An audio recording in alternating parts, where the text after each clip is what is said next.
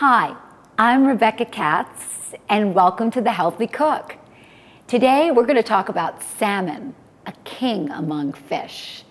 It's high in omega-3s, it's great for your brain, it's great for your heart, and it's great for your pocketbook.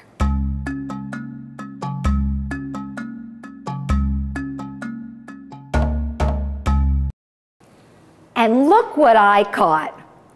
There are two types of salmon.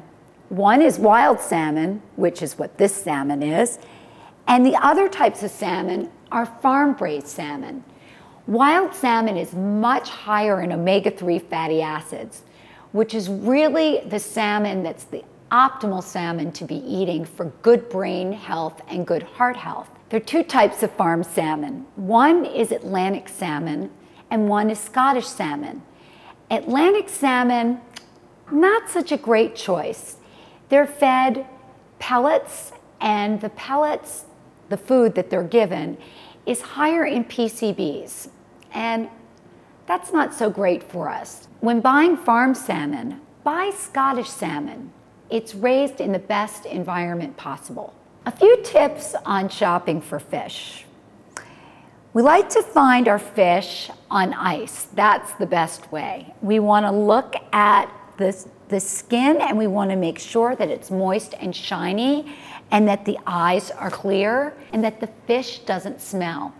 If you walk into the fish section and it smells like ammonia, or it smells kind of, maybe not the best place to buy fish. The other thing is if it's cut up into fillets, you want to make sure that the fillets are nice and fresh and glistening and not curled up and brown at the corners. So when we think of salmon, we usually think that it's really expensive. But I'm going to show you a way that you can enjoy salmon in a very economical way. You buy the whole fish. This is what you do. Here I'm going to cut it into fillets already. And first I'm going to start here under the gill, and I'm going to make a cut right down the center.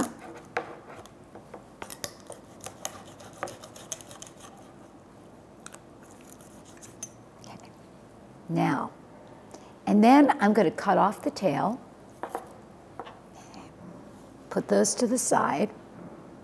So when you're cutting down the middle of the salmon, you want to use a nice sharp knife, and you want to concentrate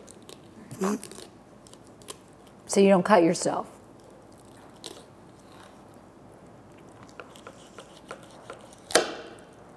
I've split my salmon in two pieces, and then I'm going to cut it in portion size pieces. So you're going to cut your fish in 4-ounce portions, which is the perfect serving amount. And then what I'm going to do is I'm going to take some saran wrap, and I am going to make sure that I wrap each piece nice and tight and in individual packets. And when I wrap them nice and tight, I put them in a Ziploc bag, and I get all the air out. And then I write on there the salmon, this is the date, and I put it in the freezer. And when it's wrapped like this, you've got 2 months to use it. Now let's say I'm not going to freeze it. Let's say I'm just going to take this, I'm going to eat it tomorrow. Then what I want you to do the same process, but I want you to put a little bit of ice in the bag. This is an ice pack that I have here, and I'm going to put my salmon on top of the ice.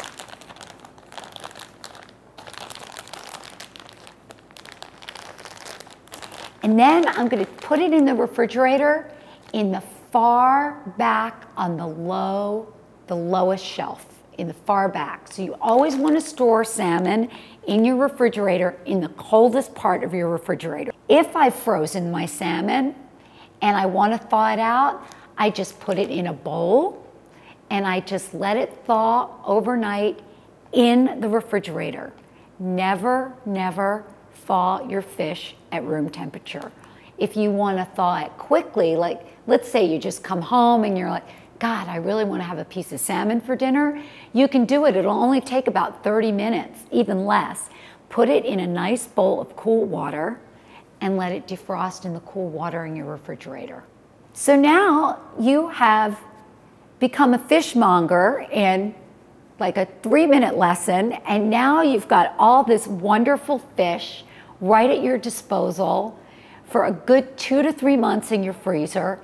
And when you do that, when you take the time to portion control and have your fish already cut and there waiting for you, you're going to be more likely to eat it. And when you're more likely to eat fish, like a good Alaskan king salmon, you're going to be healthier and you're going to feel great.